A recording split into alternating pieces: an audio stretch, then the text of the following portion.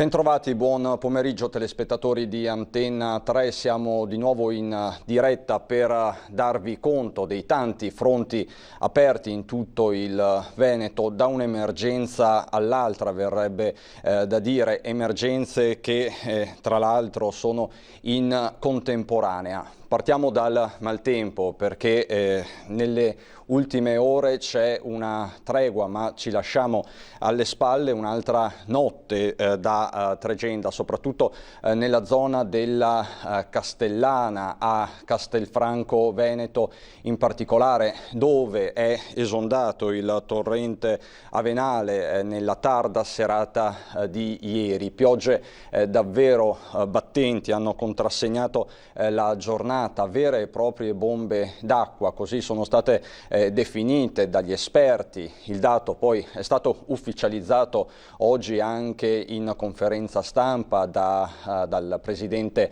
Zaia e dall'assessore Bottaccin. Sono stati minuti, è stata una serata, a dire il vero, di paura, quasi di panico in centro a Castelfranco. Nel corso della nostra diretta questa mattina ve lo abbiamo raccontato, questa sera con i servizi di Lina Paronetto faremo il punto di quanto è successo a Castelfranco, nella città del Giorgione, ma in tutto il territorio della Castellana, perché ci sono stati problemi, interventi anche a Riese e Pio X. Tra l'altro questa sera avremo collegato via Skype anche il sindaco Guidolin. Ci sono stati problemi anche ad Asolo, in tutta l'Asolana.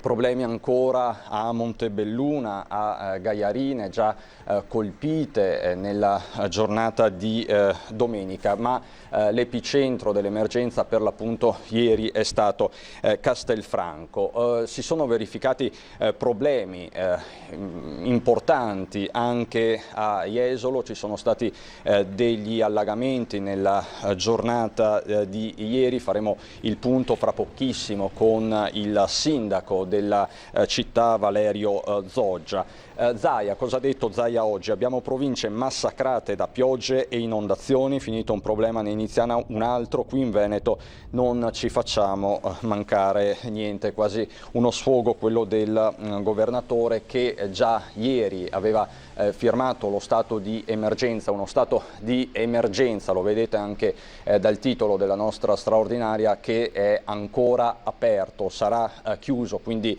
l'intera procedura, diciamo così, di dichiarazione sarà chiusa con il termine dell'emergenza, perché fino a domani perlomeno l'attenzione resta elevata, l'allarme è arancione, quindi si sta ancora monitorando la situazione, i livelli idrici. Diciamo che Piave e Brenta, i due fiumi principali, non fanno paura, però hanno raggiunto una capienza dell'85%, come ha confermato anche poche ore fa la Coldiretti, che sta monitorando la situazione della rete idrica a livello regionale.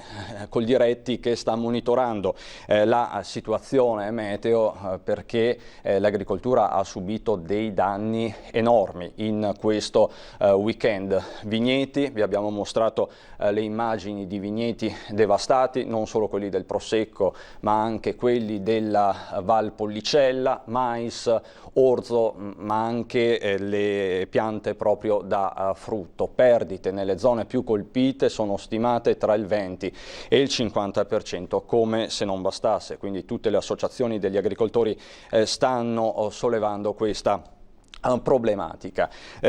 Questa la situazione sul fronte meteo. Chiedo alla regia se per caso Valerio Zoggia, il sindaco di Jesolo, è collegato con noi. Avevamo non ancora, quindi in attesa del collegamento io andrei a Padova perché nel Padovano il Musona dei Sassi, che poi è il torrente che passa anche per Castelfranco, è tornato a far paura. Nella notte tra l'altro è stato chiuso anche un tratto della vecchia statale del Santo, che poi è stato riaperto, ma vediamo il servizio.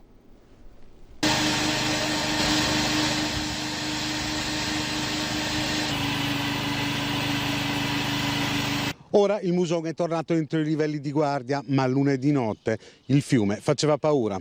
Sono molti quelli che vengono a vedere, vengono a controllare come sta il torrente Muson.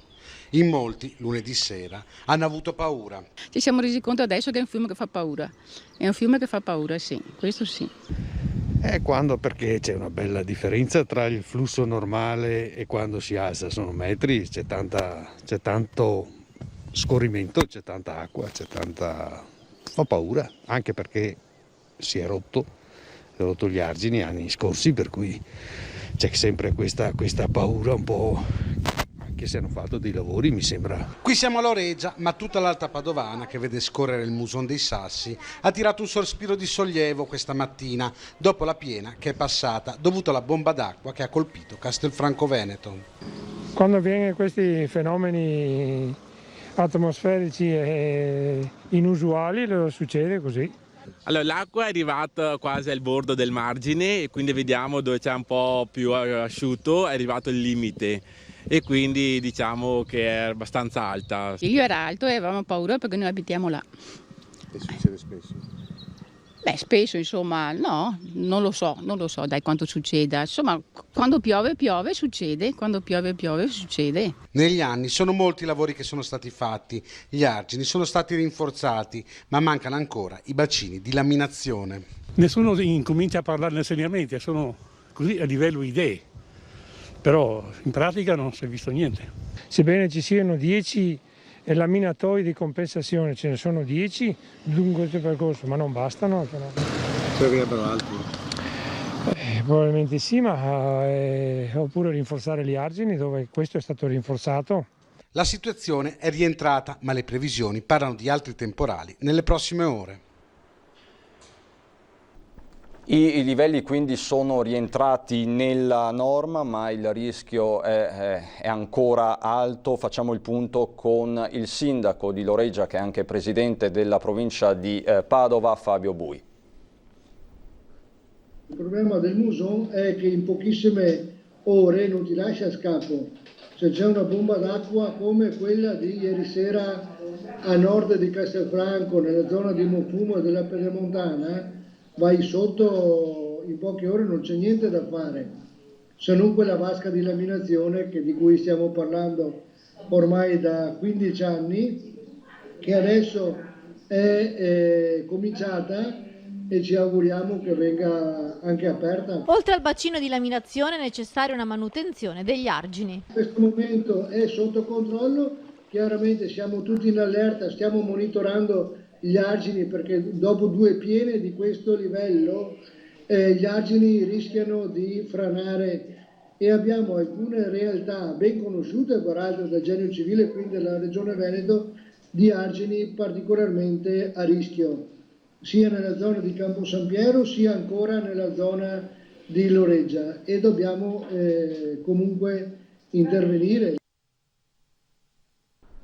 Questo quindi sul fronte del maltempo, ma vi do anche un aggiornamento di cronaca perché c'è un vero e proprio giallo in corso a Mira sulla riviera del Brenta, perché è stato ripescato poco fa un cadavere nel naviglio. Si tratta del cadavere di una donna che è stato avvistato e quindi è scattato subito dopo l'allarme sul posto. I vigili del fuoco che hanno ripescato il corpo, nessun indizio al momento sull'identità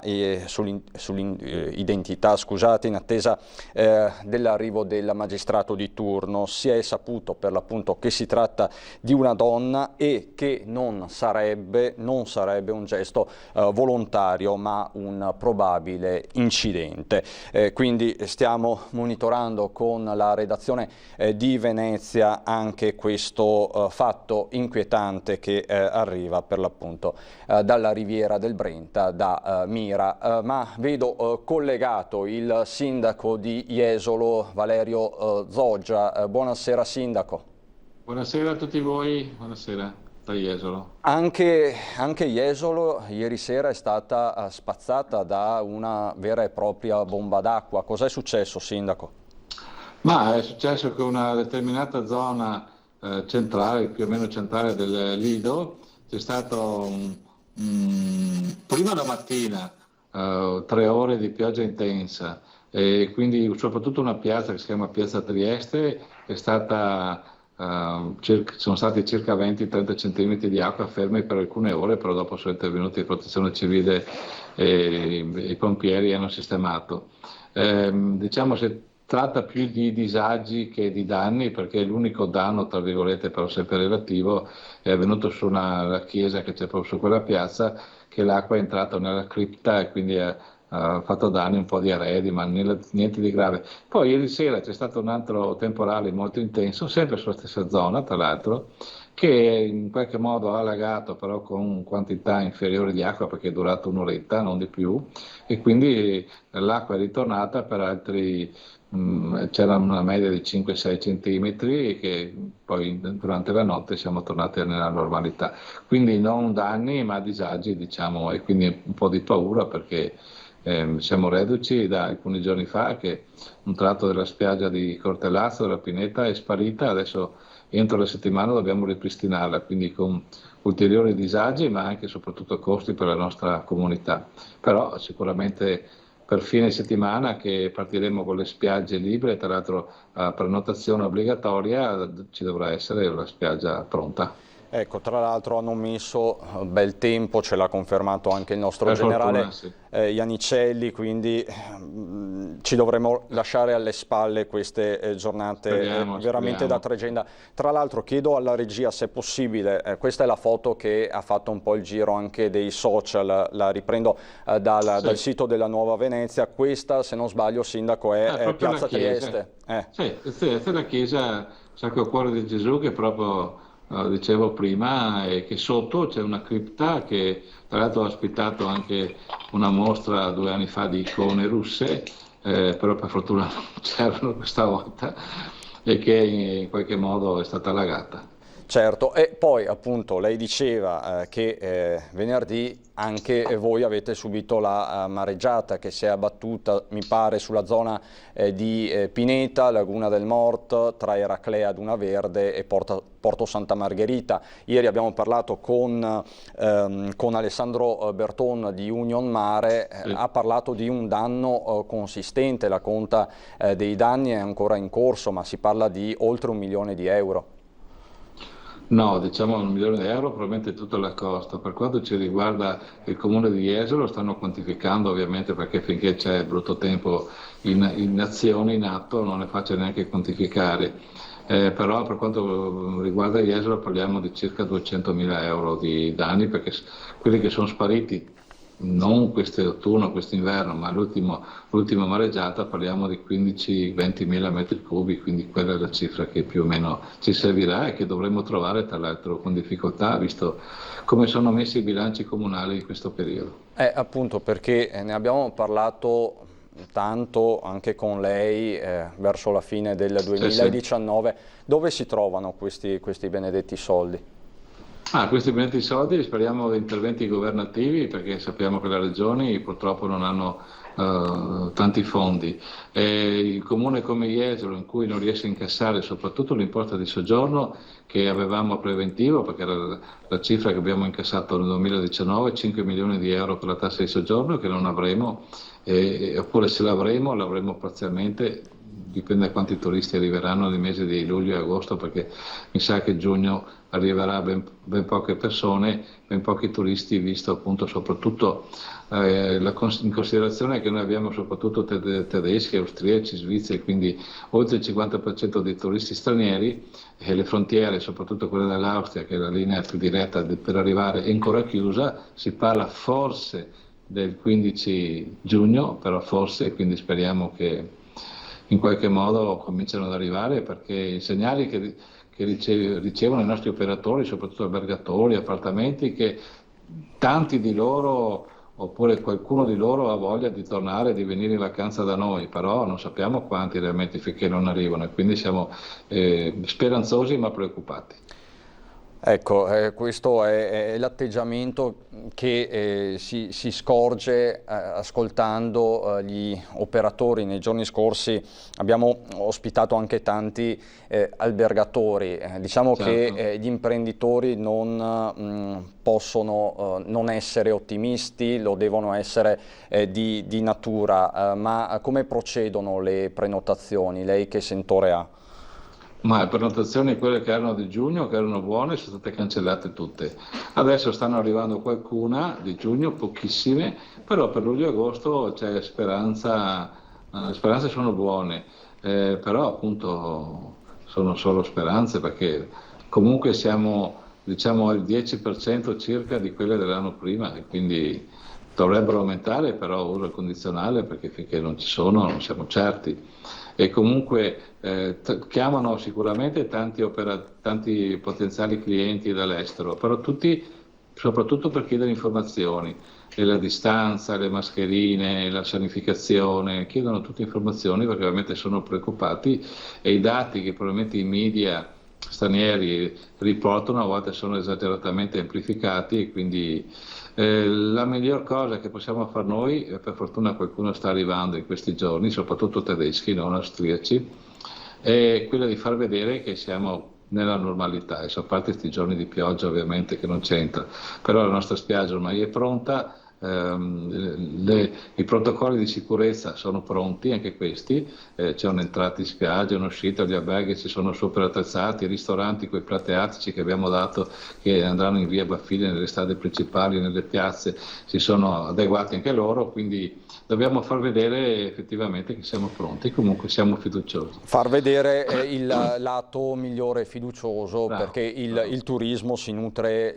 di questo, si nutre di sogni, si nutre di positività. Questo è. Certo, dobbiamo far vedere, e lo siamo, che siamo in una quasi normalità, ma però a breve saremo proprio nella normalità totale. Anche le persone che vengono, i pendolari, che abbiamo attrezzato le zone libere, l'unica novità rispetto all'anno scorso, gli anni precedenti, è la prenotazione obbligatoria, ma penso che non sia nessun problema. Si prenota, si va sulla zona che di consueto si va a Jesolo, e appena si arriva gli ospiti sono ricevuti dai bagnini che gli indicano: quello è il tuo posto numero tot, e vanno là e sono in sicurezza. Vi ricordo che noi, a differenza, il governo ha posto un limite di 10 metri quadri per ogni ombrellone posto spiaggia, la regione ne ha messo 12 metri quadri, noi addirittura li abbiamo fissati a 16, proprio per far sentire le persone più tranquille e sicure. Tra l'altro, mentre lei sta parlando e dopo aver appunto accennato alla fiducia e al fatto che il turismo si nutre di positività, la regia, ringrazio Tony Esposito e Italo Morao, ha messo in onda le immagini del 2 giugno, perché nel ponte, diciamo così, della Festa della Repubblica, il litorale veneto, Jesolo, è stato preso d'assalto, soprattutto da turisti italiani. È stato il primo segnale di fiducia della stagione. Sì, abbiamo visto il primo weekend, diciamo, di bel tempo e di libertà, anche se ancora un po' parziale, perché c'erano soprattutto i veneti, perché poi dal 3 giugno sono state aperte anche le altre regioni. Abbiamo visto una Jesolo quasi normale, quindi con tantissima gente. L'ultimo weekend purtroppo c'era brutto tempo e non abbiamo visto la ressa che c'era il weekend precedente, però questo fine settimana qua noi ci stiamo già attrezzando per ricevere tantissima gente, ovviamente, ripeto, in sicurezza, e quindi ci saranno dei controlli negli accessi, tutte quelle cose che ormai conosciamo tutti, sanificazione dei lettini quando cambiano la disposizione. E volevo ricordare, quindi approfittare dell'occasione per invitare le persone che ci stanno ascoltando, che per pernotare abbiamo un'app che adesso vi faccio vedere, che è molto semplice, proprio per la gente se la ricorda, che è j.beach, che è la J di Jesolo, e adesso un attimo cerco di farla vedere ai telespettatori se sono in linea, vediamo se riesco. Un po' più su, sì, perfetto, j.beach. Ecco, è molto semplice da ricordare, quindi basta prenotare. Le prenotazioni si possono fare dalle 12 del giorno prima fino alle 12 del giorno che si vuole venire in spiaggia. Quindi abbiamo 24 ore per prenotare, la prenotazione è valida giorno per giorno. perché per evitare che uno prenoti la spiaggia per tutta la stagione e quindi per privare gli altri di un giusto posto spiaggia, e quindi è molto semplice, si sarà ricevuti all'ingresso e si sarà accompagnati, come dicevo prima, e quindi uno può arrivare tranquillo e farsi la sua bella giornata di spiaggia. E questo, sindaco, vale anche per le spiagge libere, perché in tanti ci chiamano e chiedono chiarimenti. Questa è proprio per le spiagge libere senza pagamento. Poi ci sono anche degli stabilimenti balneari a pagamento, che anche questi hanno la prenotazione, però questo dipende da loro. Che hanno il loro canale, diciamo. Ecco.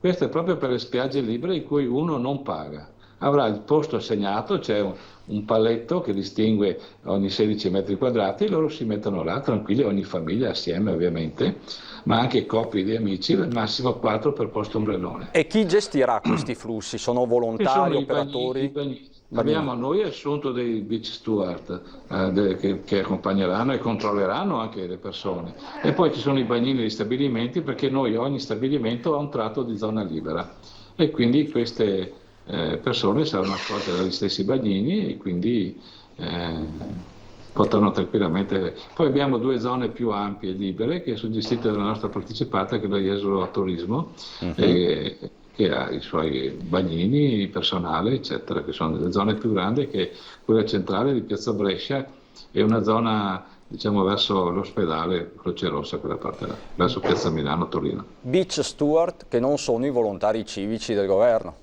No, siamo padri, che mi sembra sia tramontati ormai. Sì, esatto. Quindi sono proprio dei profili che avete coinvolto voi sostanzialmente. Sì, noi abbiamo fatto un bando per prendere delle persone, perché abbiamo l'obbligo di fare il bando, che sono quasi una decina di persone che controlleranno l'Arenile su e giù, e alla mattina, quando arriveranno le persone, li accoglieranno sugli accessi principali per dire tutti.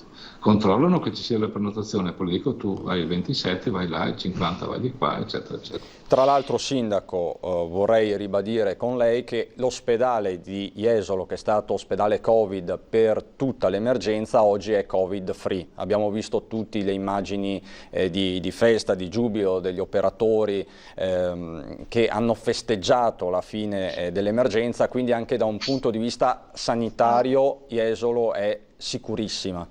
Non è una questione solo di protocolli. Diciamo che... Certo, diciamo, è importante, anche perché tante persone, soprattutto dall'estero, quando vanno in vacanza, la prima cosa che guardano è se vicino c'è un pronto soccorso, un ospedale, eccetera. E noi abbiamo appunto l'ospedale che è stato Covid, finché c'erano pazienti positivi, per fortuna non ce ne sono più, non solo nella nostra zona ma nel Veneto in generale, e quindi è una sicurezza in più per gli ospiti che vengono in vacanza da noi. Tra l'altro, sindaco, lo dico a lei ma sicuramente lo sa già, lo dico ai telespettatori, sono pervenute le nuove linee guida per la riapertura delle attività economiche, produttive e ricreative. Chiedo alla regia se può... Ecco, questo è proprio il word che è stato trasmesso in questi minuti da parte della conferenza delle regioni e delle province autonome.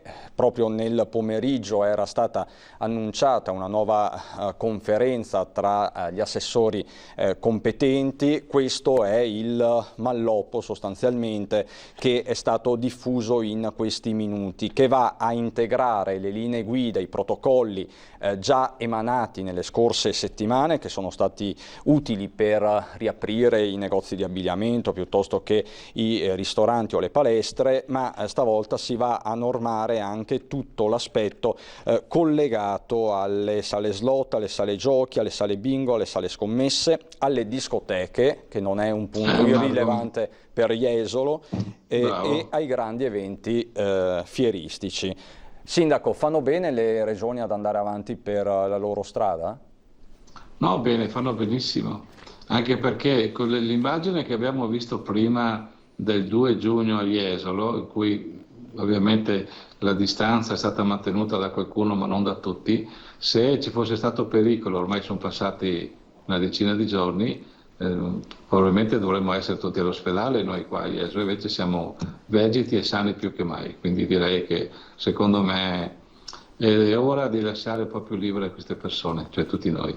Quindi mi fa piacere che scusa se ti interrompo, mi fa piacere che ci siano anche le nuove norme da rispettare per quanto riguarda le discoteche, perché Jesolo è la località, oltre che per le famiglie, anche per i tantissimi giovani che nei weekend vengono a trovarci. Quindi adesso gli operatori hanno le linee guida, possono farsi i loro conti e vedere se è il caso di aprire, perché io spero che se non tutte, almeno quasi tutte, possono aprire almeno da metà giugno in poi. Tra l'altro, ecco, leggo proprio in questi secondi, leggiamo insieme per quanto concerne le discoteche, tra le misure, la rilevazione della temperatura corporea all'ingresso, la postazione dedicata alla cassa laddove non già dotata di barriere fisiche, quindi schermi alla cassa. Nei guardaroba gli indumenti e gli oggetti personali devono essere riposti in appositi sacchetti porta abiti. Con riferimento all'attività del ballo, tale attività in questa fase può essere consentita esclusivamente negli spazi esterni. Questa per Jesolo è una buona notizia. Sì, è una buona notizia, perché tutte le nostre discoteche hanno spazi esterni, giardini molto ampi, e quindi non penso sia questo il problema, come che non sono nemmeno le cose che adesso hai letto, perché mi sembrano che siano cose che già fanno i ristoranti, quindi rientra nella normalità di questi tempi, ovviamente. Sì, mutatis mutandi, mi sembra che più o meno siano le stesse cose. Ogni oggetto fornito agli utenti, come apribottiglie e secchielli per il ghiaccio, dovrà essere disinfettato prima della consegna. Sava Sandiera, si potrebbe dire. I tavoli e le sedute devono essere disposti in modo da assicurare il mantenimento della distanza di almeno 1 metro, favorire il ricambio d'aria e garantire il sistema di prenotazione, ma insomma ormai si prenotano anche le spiagge, si prenota anche la serata danzerina, quindi va bene, insomma, l'importante è che ci siano, no, Sindaco? Bravo, sì. Ecco, va bene. Sindaco, io la ringrazio, grazie davvero per questo suo intervento. Ovviamente ci aggiorniamo a stretto giro di posta, perché se sta bene Jesolo, sta bene il Veneto sostanzialmente, è una delle città simbolo, e quindi se riparte Jesolo riparte il turismo, riparte per davvero anche la regione. Grazie, grazie a voi di avermi dato l'opportunità di dare alcune spiegazioni, soprattutto per la spiaggia. Ecco, e mi mostri ancora il cartello? Sì. Che così. Ecco, J.Beach è l'app per prenotare la spiaggia a Jesolo, le spiagge libere. Grazie a tutti e buona serata. Grazie Sindaco, buon lavoro a lei, buona serata. Grazie. Ecco, prima di andare in pubblicità, quindi lo avete visto, ci sono le linee guida per la riapertura della conferenza delle regioni e delle province autonome. Era un documento annunciato dall'assessore Lanzarina oggi nel corso della conferenza stampa. Sono 50 pagine scritte fitte, quindi ovviamente non riusciamo a darvi conto di tutte le misure. Di fatto ci sono misure nuove, come per le discoteche, le sale slot, i congressi, tutta la tematica delle attività congressuali. Poi ci sono delle integrazioni per le palestre, per i negozi, ma ovviamente ci vorrà del tempo per leggerle, studiarle e approfondirle. Ma erano state per l'appunto preannunciate verso l'1 di oggi pomeriggio e poco fa sono arrivate. Adesso per noi c'è una breve pausa pubblicitaria, ci vediamo subito dopo.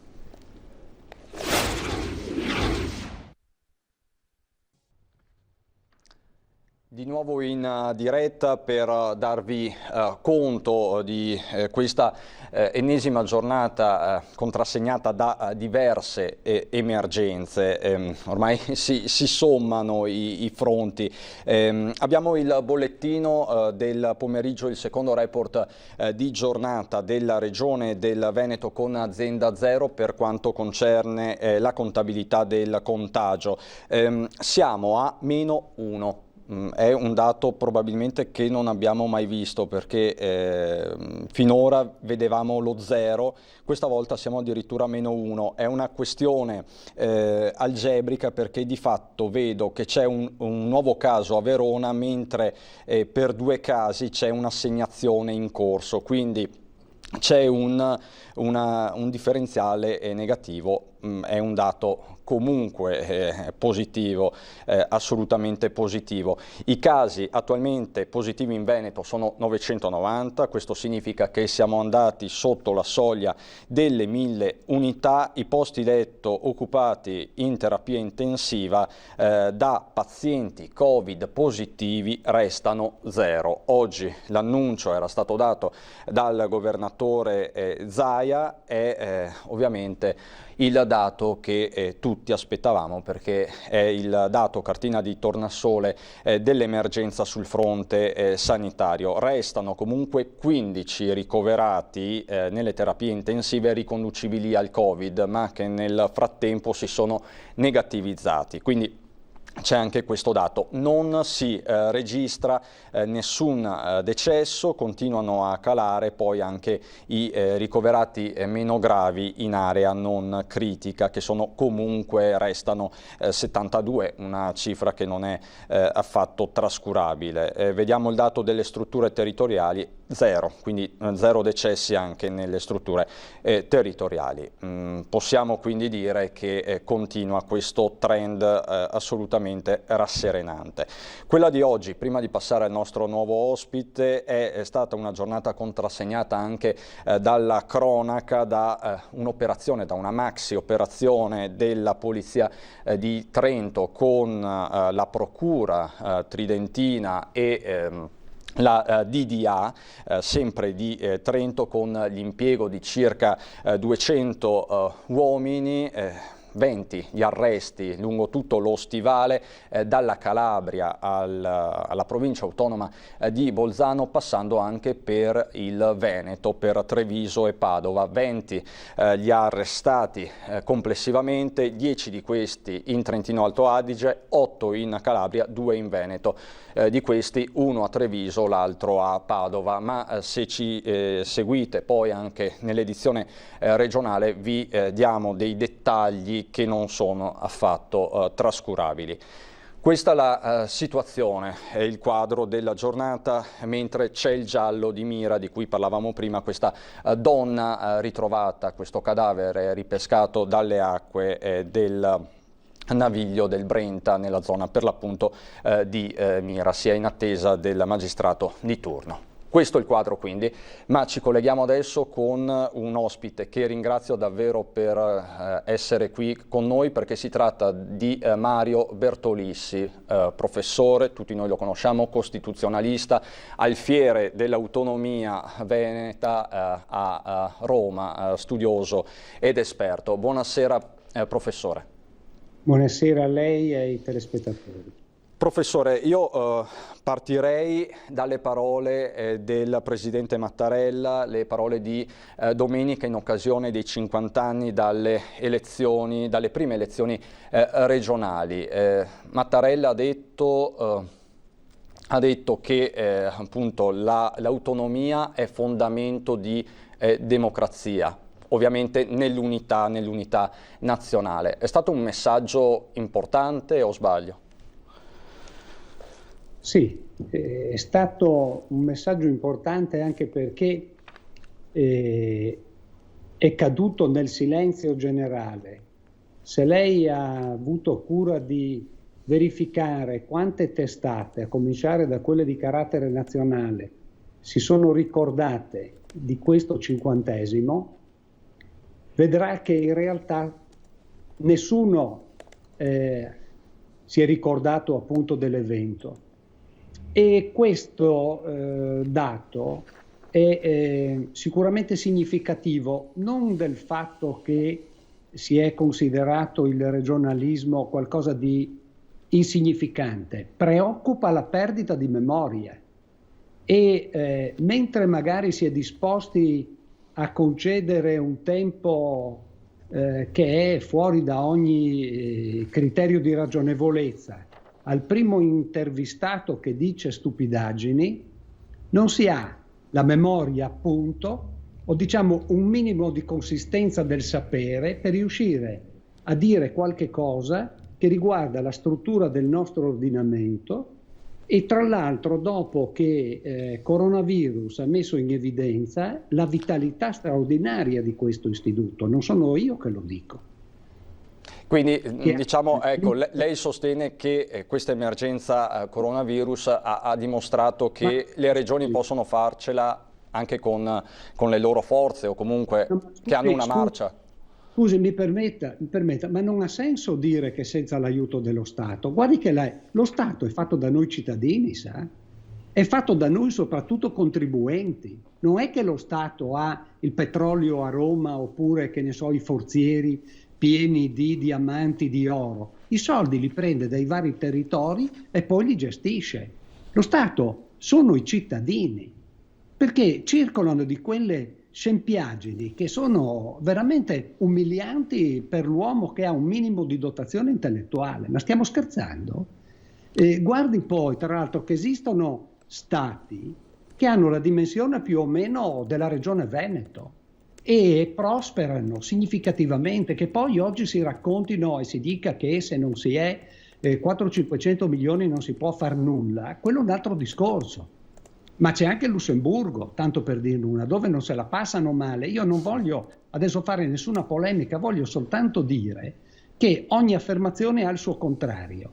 E allora, mentre ogni giorno si parla di un'infinità di stupidaggini, bisogna ricordare questo dato, e cioè che, salvo il Presidente della Repubblica, tutti gli altri si sono dimenticati, a cominciare dal Presidente del Consiglio dei Ministri, se vogliamo. Perché? Perché in realtà il loro sapere è un sapere assolutamente superficiale. Non hanno il ricordo di niente, non conoscono le istituzioni. Ecco, parlo con grande chiarezza. Allora, se noi prendiamo adesso il periodo qui del coronavirus, lei avrà visto che cosa è accaduto.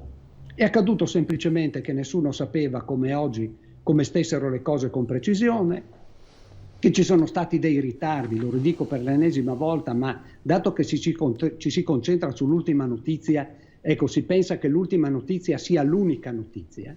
L'Organizzazione Mondiale della Sanità, imbrogliata o imbrogliatasi da solo, fatto sta che ha dato indicazioni non appropriate, l'Istituto Superiore di Sanità ha dato delle indicazioni pure esso non appropriate, ci sono state poi iniziative all'interno di varie regioni. E per quel che riguarda una regione in particolare, potrà piacere a qualcuno o dispiacere ad altri, che riguarda il Veneto, per attestazioni sempre di altri, ecco, è riuscita a prendere in mano l'evento e tutto sommato si è segnalata per una capacità di ben amministrare le cose, avendo messo insieme una squadra, avendo unito le forze, e cioè da una parte la regione e dall'altra l'università, tutti i medici di base, inferieri, mettiamola come vogliamo.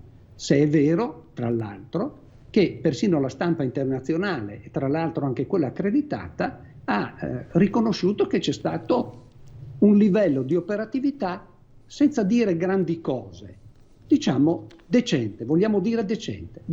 Diciamo che ecco, ci sono state da parte della stampa internazionale, per esempio il Financial Times, delle parole lusinghiere nei confronti del Veneto, dell'amministrazione, del governatore, da parte di una stampa che non è mai tenera nei giudizi nei confronti soprattutto dell'Italia.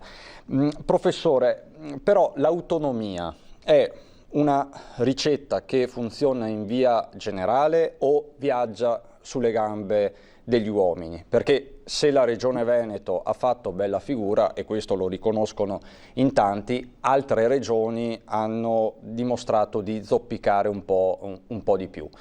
Cosa ne pensa? Guardi, io ricordo per l'ennesima volta questo fatto che è estremamente semplice. Le regioni sono partite 50 anni fa. Alla fine della prima legislatura c'è stato più di qualcuno che ha fatto il bilancio e quindi fine del 1975 risultava che c'erano regioni, semplifico, di serie A, di serie B e di serie C. adesso, anche perché i punti di partenza potevano essere diversi, ma lei scusi, tutti i comuni sono allo stesso livello? Oserei, dato che parliamo dell'amministrazione dello Stato, tutte le articolazioni periferiche, supponiamo le prefetture dello Stato, sono efficienti allo stesso modo, hanno prefetti della medesima levatura? Non ci sono dubbi, le idee camminano con le gambe degli uomini, la differenza è fatta dal personale umano, dalle persone. Secondo lei ogni medico vale un medico o un avvocato, un professore, quello che vuole. Ogni pittore, perché c'ha un pennello in mano, è ugualmente pittore. Ma questo è il buon senso, certo, portato alle sue estreme conseguenze, che ti dice semplicemente che la diversità è nelle cose. Quindi io non ho ancora capito perché, quando ad esempio si commentava il fatto che le regioni facevano valere delle differenze, dicevano ma noi vorremmo, io dice una regione, vorrei fare così, un'altra diceva volevo fare cos'ha. Il commento che non so neanche come definirli, di personaggi ridicoli, era questo: ogni regione va per conto suo. Ma non ho capito. Scusi, ma anche nello Stato più accentrato che esista, ogni persona tende ad andare per conto suo, ogni comune. Guardi che questo sta scritto negli atti dell'Assemblea Costituente e nelle relazioni della Commissione Economica che ha fatto valutando il periodo del ventennio, cioè il periodo fascista, quindi il massimo dell'accentramento. Cioè bisognerebbe riappropriarsi della ragione per valutare con un minimo di senso della realtà le cose che accadono. Allora, parlando a proposito dell'interruzione delle operazioni, diciamo così, volte a definire un qualcosa di più del preaccordo, insomma, dell'intesa prevista dall'articolo 116, si era arrivati al punto in cui, ecco, introduco questo dato semplicemente, si è arrivati al punto in cui che si era messo in discussione il fatto che le regioni, le 3 regioni richiedenti, avessero davvero i titoli per poter pretendere queste ulteriori forme e condizioni particolari di autonomia. Dicevano a Roma, non avete motivato. Bene, il coronavirus in questo caso ha dato una grande mano. Perché? Perché almeno per quanto riguarda la Regione Veneto ha provato con i fatti che ci sono tutti i requisiti, e questo tra l'altro riporta il dialogo, il rapporto collaborativo fra Stato e Regioni nell'alveo dell'articolo 116, il quale prevede che una regione, se lo ritiene, si rivolge allo Stato e chiede queste ulteriori forme e condizioni di autonomia. Quindi una prova empirica, diciamo, della necessità. Senta, ma le prove che contano sono quelle empiriche, perché le altre sono chiacchiere, sa? Certo. E diciamo che i fatti in questi mesi non sono mancati e i numeri che abbiamo letto anche prima danno ragione a queste rivendicazioni, e questo oggettivamente. Tra l'altro oggi Zaia, in un'intervista al Corriere della Sera, al fascicolo regionale, ha detto: ora riparta l'autonomia, il coronavirus ci ha resi più forti, e chiede con urgenza la riconvocazione del tavolo dell'autonomia. Lei, professore, che è per l'appunto l'anima giuridica legale di questa operazione, come la vede? Si riunirà questo tavolo in tempi brevi? Ci sarà la volontà politica di portarlo avanti?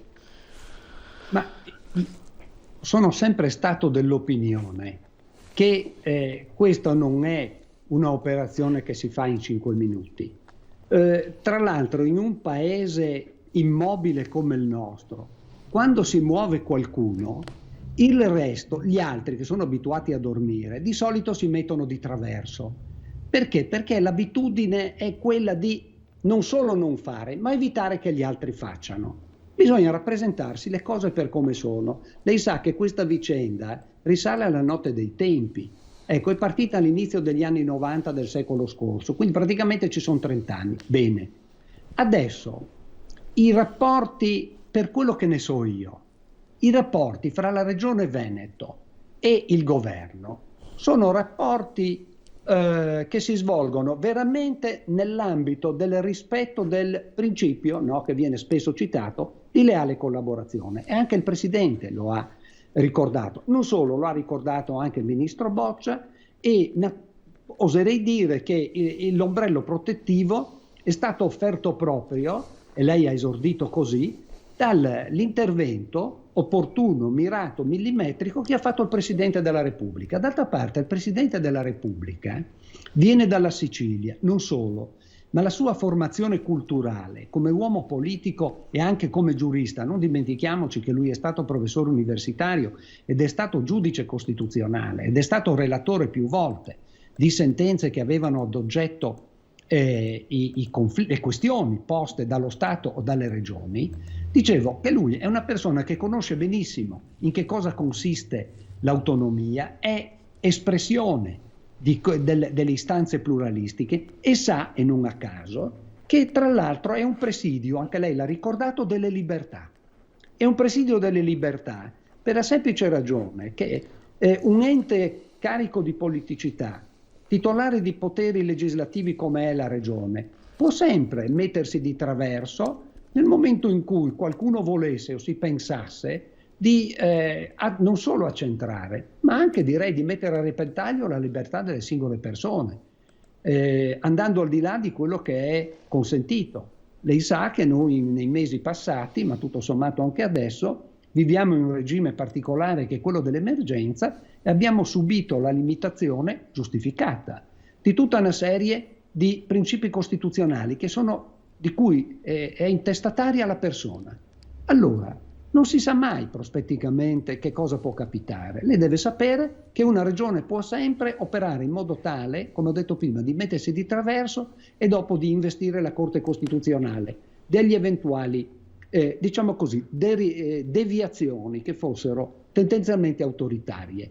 Dobbiamo sempre preoccuparci perché non si sa mai quello che può accadere. In ogni caso, questo è un di più che mette in evidenza l'importanza dell'accaduto. Aggiungo anche un'altra cosa.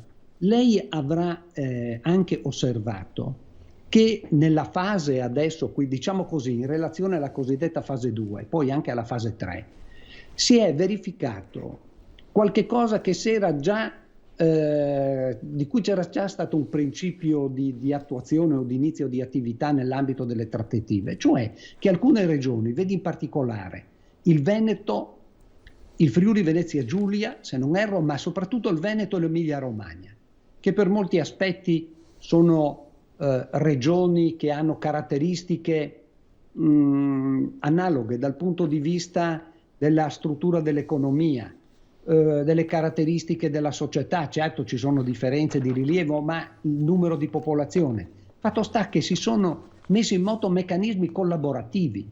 Questi vanno a tutto vantaggio del sistema paese, perché vede, e lo si era detto anche in sede di trattativa sa a suo tempo, perché ci sono state occasioni per ragionare con grande semplicità dei problemi del paese. Spesso è la scarsezza degli argomenti politici di alto profilo che finiscono per buttare tutto in polemica, perché certo. Ci sono anche...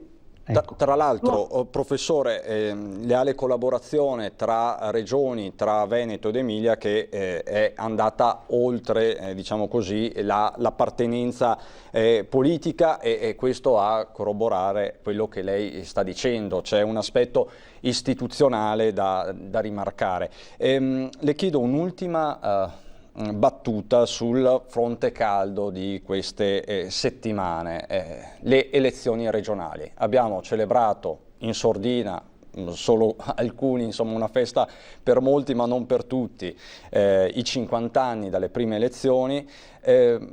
Adesso si torna a parlare di questo appuntamento elettorale. È una storia senza fine sostanzialmente, che spacca all'interno anche gli stessi partiti. Lo stesso centrodestra ne è uscito praticamente a pezzi, ci sono tensioni interne anche alla Lega. Lei come vede, le chiedo in un'ultimissima battuta in modo molto sintetico questo aspetto?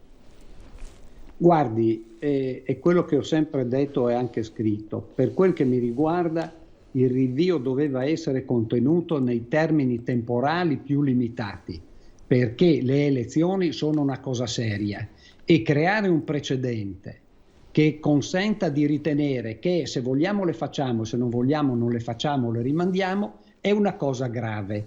Non tanto oggi, ma può prospetticamente, cioè un domani, rivelarsi tale. La decisione che mi pare sia stata presa di farle a settembre, io mi auguro che non ci siano complicazioni, perché non è che sono felice se per caso si avvantaggia una parte politica piuttosto che l'altra. Io ragiono da cittadino e ragiono nella specie come studioso del diritto costituzionale. Allora, posto quello che le ho detto, mi auguro che a settembre non ci siano complicazioni, però cominciano le scuole, auguriamoci che non ci sia una ripresa del contagio, bisogna disinfestare prima, bisogna farlo dopo, e ecco, mi auguro che non ci siano problemi, diciamo così, perché già ne abbiamo tantissimi. Aggiungiamo anche un'altra cosa, che in quel periodo comincerà a farsi sentire in modo probabilmente più intenso di oggi la cosiddetta, si farà sentire, pandemia economica, certo, che non a caso più di qualcuno la ritiene più grave dell'altra, e io sono ad esempio tra questi. Quindi io speriamo che me la cavo, come ebbe a dire sì, esatto, uno straordinario Scugnizzo di Napoli. Ecco, io speriamo che me la cavo, però è il differimento da luglio, quando magari c'è il sole, adesso sono tutti usciti, meno preoccupazioni, a settembre sì, corrisponderà ad un calcolo, però è anche un bel azzardo. Un bel azzardo in tempi di grave incertezza. Professore, la ringrazio davvero, siamo al termine di questa diretta straordinaria, grazie per la sua estrema chiarezza. Grazie a Mario Bertolissi, costituzionalista e alfiere dell'autonomia a Roma. Grazie professore, arrivederci. Buonasera a tutti, grazie a voi. Arrivederci. Ecco, ultimi secondi solo per dirvi che il corpo ripescato nel naviglio Brenta è quello di una pensionata ottantenne, aveva addosso guanti e mascherina. Per ogni dettaglio però vi rimando alle nostre edizioni dei telegiornali. È tutto per questa edizione straordinaria, dopo la pubblicità il telegiornale regionale. A dopo.